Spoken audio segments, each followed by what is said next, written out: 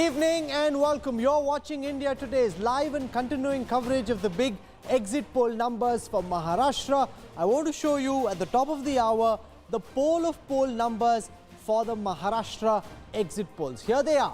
India Today and Access My India, far and away India's most accurate, most reliable, most trusted pollster, predicts that BJP and Shiv Sena will get between 166 to 194 seats out of the 288 seats of Maharashtra. The Congress and the NCP expected to bag between 72 and 90, with the NCP likely to pick up more than the Congress. The others likely to bag 22 to 34, with a lot of them being rebels, independent rebels.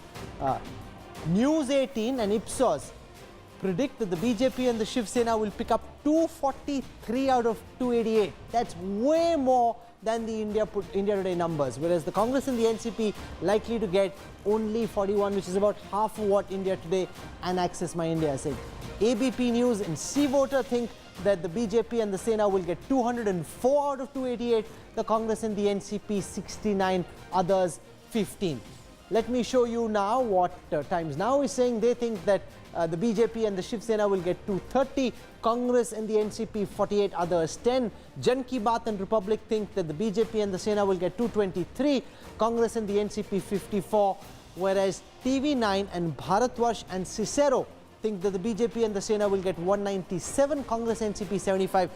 On most occasions over the last 5 years, we've been right way more than any other pollster, but I'll say that with greater confidence on the 24th at about 2 p.m. For the timing, I'm giving you a full sense of what all the polls from Maharashtra are saying. I want to go across our table and get reactions. We've got Shankar Iyer, Ashok Malik, we've got Manisha Priyam, Rahul Srivastava, National Affairs Editor, and Javed Ansari. I want to start by asking Shankar Iyer first, your big takeaway for the Maharashtra exit poll numbers that we are putting up.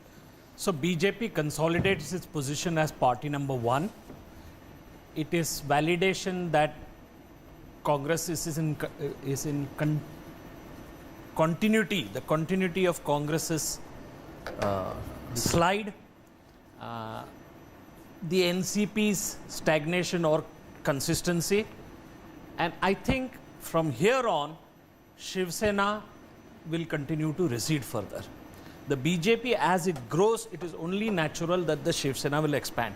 I still think that the BJP plus whatever 164 will deliver probably the highest strike rate on seats contested will be the BJP's. I won't be surprised if it's nudging close to 140, which means that if they had fought on their own, they could have probably won a majority on their own. Okay, Priyanka Chaturvedi of the Shiv Sena joins us. Shankar Iyer argues that this exit poll shows the Shiv Sena is now a party in decline. If you look at the percentages, the BJP expected to bag between 109 to 124 of the 164 seats they contested. The Shiv Sena only 57 to 70 of the 126 seats that they contested. So the BJP's strike rate way ahead than that of the Shiv Sena. Priyanka, welcome.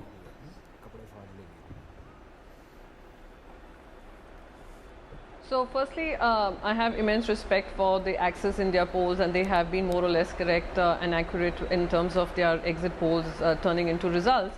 But somehow this time I'm extremely skeptical, because if anyone who has toured the length and breadth of Maharashtra would also get a sense of feeling that there was absolutely no opposition and the number of seats that has been given to the opposition. But however, I respect the entire exit polls, and as far as Shiv Sena is concerned, I beg to differ as far as when Mr. Iyer made that comment that they are a party on decline, which is exactly not true, simply because Shiv Sena has managed to retain its own space, while the BJP, yes, of course, they continue to hold on to the same number of seats as 2014. But this is going to be a political alliance which has lasted through the test of time. And in times to come, both political parties, whether it is the BJP or the Shiv Sena, will expand at the expense of the Congress and the NCP. Expansion of Shiv Sena. I just did a quick back of the envelope calculation. The BJP's strike rate in this poll is expected to be about 70%. The Shiv Sena strike rate, Ashok Malik, only about 50%, which suggests that the BJP could have gone alone, won the election, and the Shiv Sena is actually dragging this alliance down. See, there's no question that the BJP is now the much larger party in the state. And frankly, the 50-50 division of seats in the Lok Sabha election was fortunate for the Shiv Sena, because if that negotiation had continued till after the Balakot attack rather than concluded before, perhaps the BJP would have got 70% of the seats, or certainly more than 50%. Having said that, there are three things which make the BJP performance very impressive in this election, if they go the way we are predicting it. One, they've given the state a new leader who adds to Mr. Modi's charisma, but is also independent of it. He will probably become the first BJP chief minister to get re-elected in the Modi era. Second, in 2014, the BJP built a non-Maratha coalition. In the past 5 years, it has eaten into the Maratha vote as well, and that is to Fadnavis's credit. He's brought in a good chunk of the Maratha vote. Third, nationalism plus welfare plus a predictable leader, plus the fragmentation of the Congress and the decline to some degree of the Shiv Sena as well, has meant that the BJP is now the pan-Maharashtra cross-coalition party. It is the party around which the politics of the state revolves. And Manisha Priyam, what is hugely significant is that Maharashtra epitomized the idea of a Congress state. You know, I was speaking to Aditya Thackeray and he said that, you know, if you look at the DNA, Maharashtra is essentially a Congress state. This is just when I was doing Jab We Met with him a few weeks ago. If leaders of the Shiv Sena also believe that Maharashtra is essentially a Congress state, the complete decline of the Congress between 2014 to now. So it's not just 2014 to now. I think it's been before that. Since 1995, the Congress has really not been in power on its own.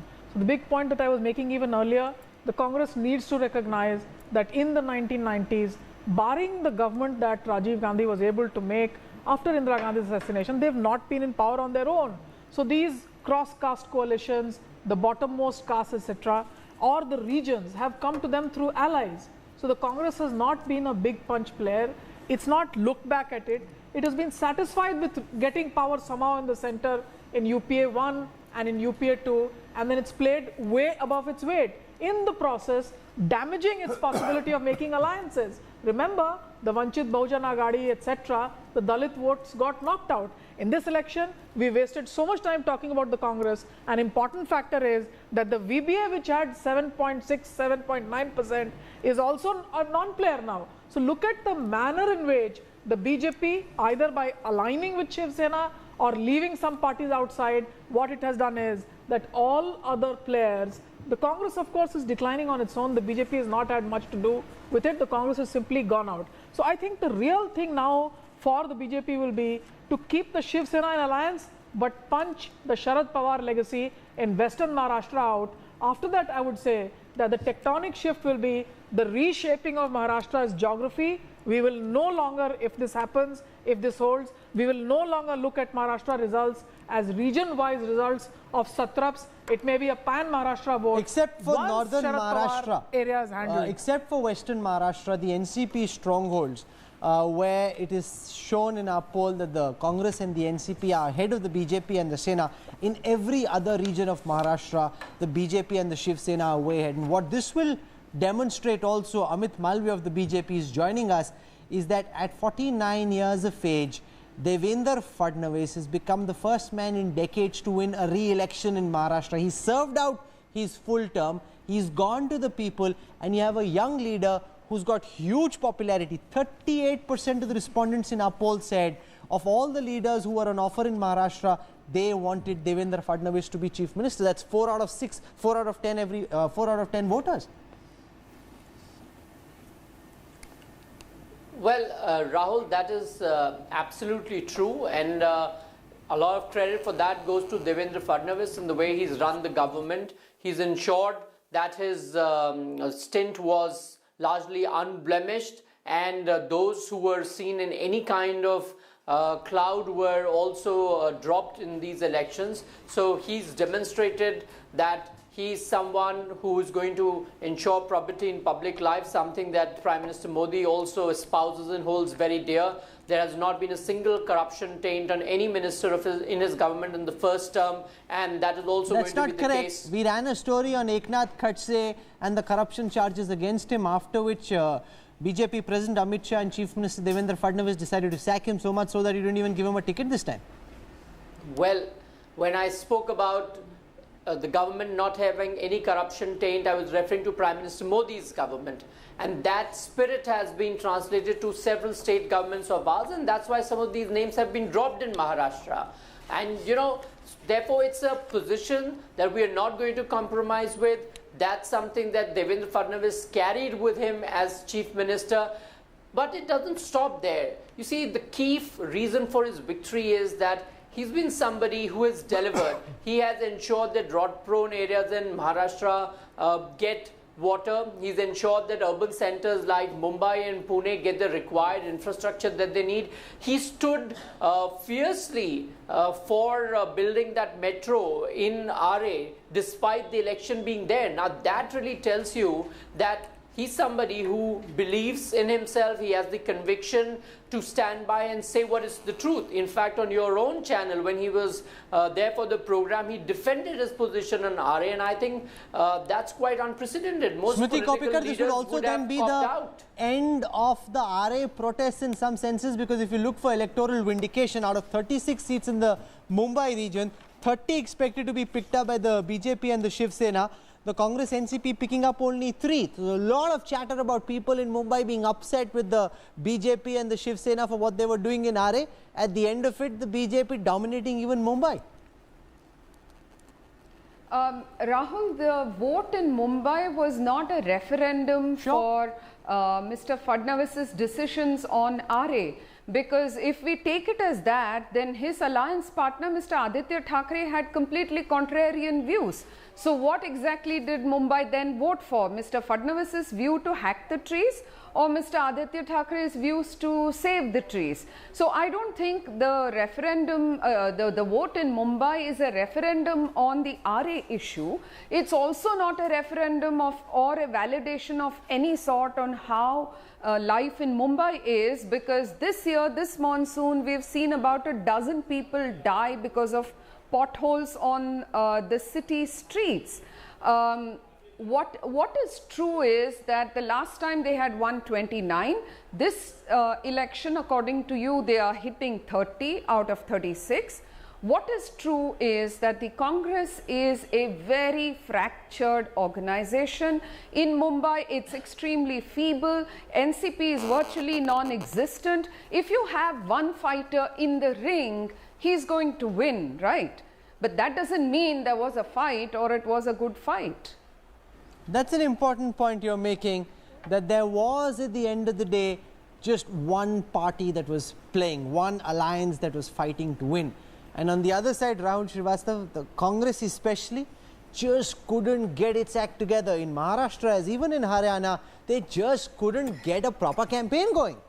Yes, Rahul, I think the latest being Sonia Gandhi not arriving for a rally, and Rahul Gandhi at the last minute, and also the issues that he raised, you know, all those which have been done and dusted, rejected in the last 2019 election.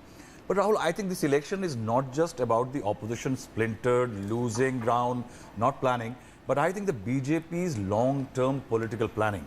In 2014, they went into these two states, and there is great amount of similarity in the two states. They went against the dominant caste that says to splinter it. Marathas in Maharashtra and Jats in Haryana. Both of them protested, both the dominant caste, Marathas protested as well as the Jats protested. They went in by getting turncoats from those parties. There was a famous quote from Sharad Pawar when Sambhaji, a descendant of Chhatrapati Shivaji, was inducted and sent to Rajya Sabha. Sharad Pawar had said that at one time the Chhatrapatis used to appoint the Peshwas, now the Peshwas are appointing the Chhatrapatis. They have gone to a method. It worked in 2014 for them. They brought in a second ever Brahmin chief minister in Maharashtra, the lone Brahmin in the cabinet, Mr. Fadnavis. They got a Punjabi in a state where 5 of the 10 chief ministers were Jats. And then they worked at it. They have not only built on their new social engineering, but also tried to recover from the adversities which they have. And that's why the BJP in Haryana and Maharashtra is looking like a much more competent unit. Yes, the opposition is in disarray, but I think there is a lot of competence of the BJP and the, see for example, Shiv Sena. Okay, I want to ask that question to Priyanka Chaturvedi. There are about 67 rebels in total. out of whom 40 were BJP rebels. The big buzz in Maharashtra has been that some of these rebels are proxy rebels who the BJP has allowed to stand against Shiv Sena candidates in the hope of reducing the Shiv Sena tally, so that the Shiv Sena, because the Shiv Sena was saying in the campaign that the next chief minister will be from Maharashtra. How do you see this play out? Do you agree that some of the rebels could have possibly been made to back out if the BJP had tried hard enough and they didn't try because they wanted to damage the Shiv Sena?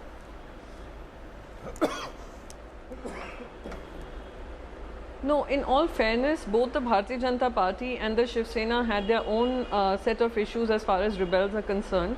And both are parties which are in expansion if you look at it while being in an alliance. So the independence, it shows, the Access poll shows a lot of independents winning. But we are somehow very clear that people of Maharashtra would have voted for an alliance and official candidates of the alliance on the basis of knowing that they would be the ones who come to power and would be able to deliver on the promises that have been made to them. And we do understand that rebels had their own issues, but rebels also need to understand that their entire being, their entire position was because of the political party they were getting their tickets from. So I think as far as both the parties are concerned, this would be something which we will have to address and henceforth ensure it doesn't create a problem. But we must understand Politics both are go parties from here, Shankar Iyer. Are we heading to a zone with the Congress capitulating that at some point in time, sooner than later, under say and Aditya Thackeray, the Shiv Sena emerges as the primary opponent to the BJP? Well, you see, you'll have to look at a little bit of history to understand this. The first break in the Congressification of Maharashtra came when Sharad Pawar toppled Vasantdada Patil. Then he came out and he became the opposition. Then till 1988, when Vasantdada Patil actually advised Rajiv Gandhi to take him back, till then there was no other space for any other party.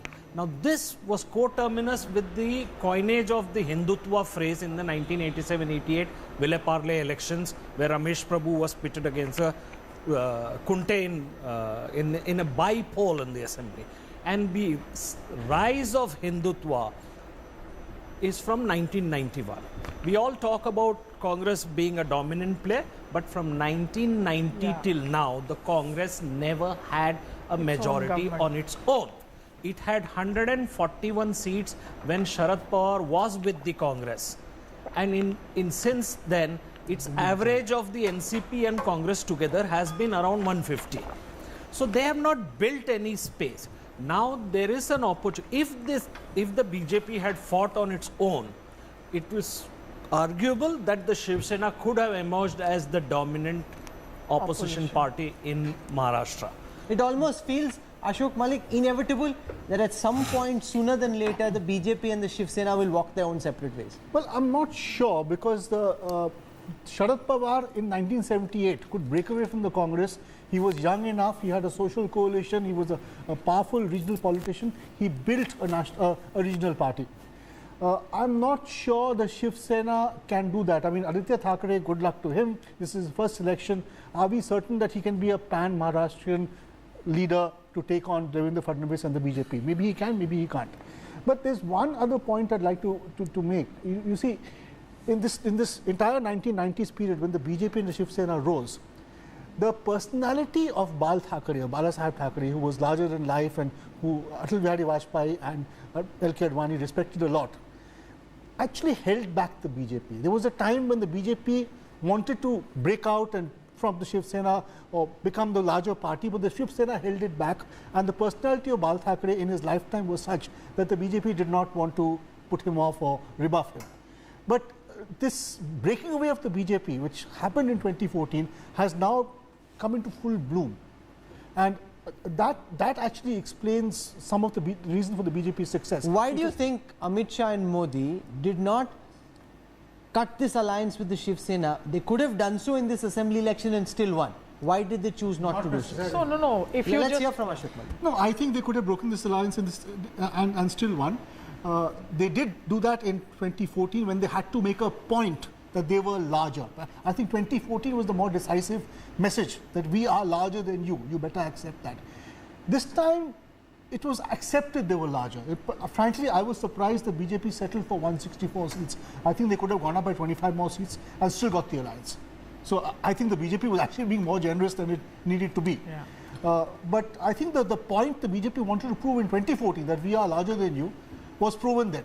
And the Shiv Sena had not really recovered from that. How will It's not this contesting result? that No, point. Rahul, there is one more point you must see in this.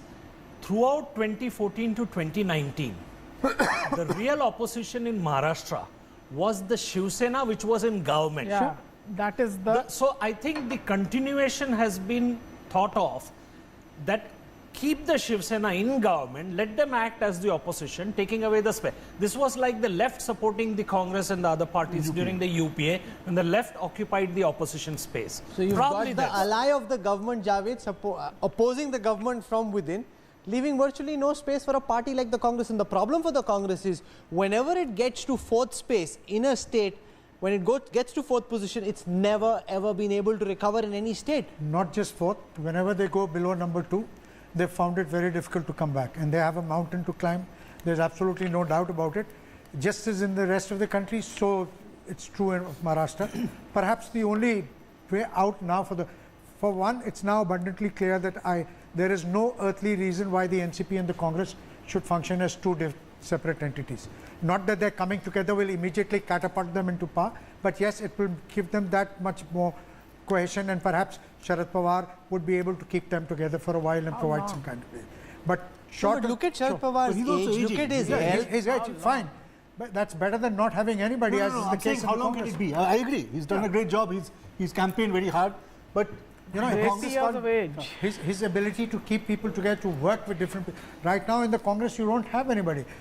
In the Congress party, the attitude is one of that nihilist attitude, that you just destroy the existing structure and then hope that something will emerge from the rubber. In politics, it doesn't work that way. You need to build, you need to add, rather than destroy what you have. Yeah, Rahul, somehow if I the can Rahul add- Gandhi principle seems to be the Savannah post-Serengeti migration principle, that the whole thing will be decimated and then it will rain and all the crop will come up. You got to have something left to grow. The other thing that's very important when you look at this data, Manisha Prayam, is that this India Today Access My India poll suggests that the poorer a voter or a family would have been in Maharashtra, the greater the propensity to vote for the BJP. This is a fundamental upturning of India's political equation, which for the last 7 decades have suggested that the BJP was typically seen as a party of the Banya, the traders. The Congress was seen as the party of the poor. It's now completely the opposite. So for Maharashtra, this means something so special to the UPA. Remember the Vidarbha special package? Remember the fact that who brought out the farmer suicides to the limelight? It was the Manmohan Singh government. For a party that knew the data on what was happening, for a party that put together the Prime Minister's Rural Development Fellows, there were stories out of every village in Vidarbha, we knew it. And that's the kind of first mover advantage that they had. And that party was unable to do anything special and specific for Vidarbha region. In Latur, for example, where the Deshmukh sons are fighting, it's just the dynasty that is fighting. Does the Congress have a script for that region?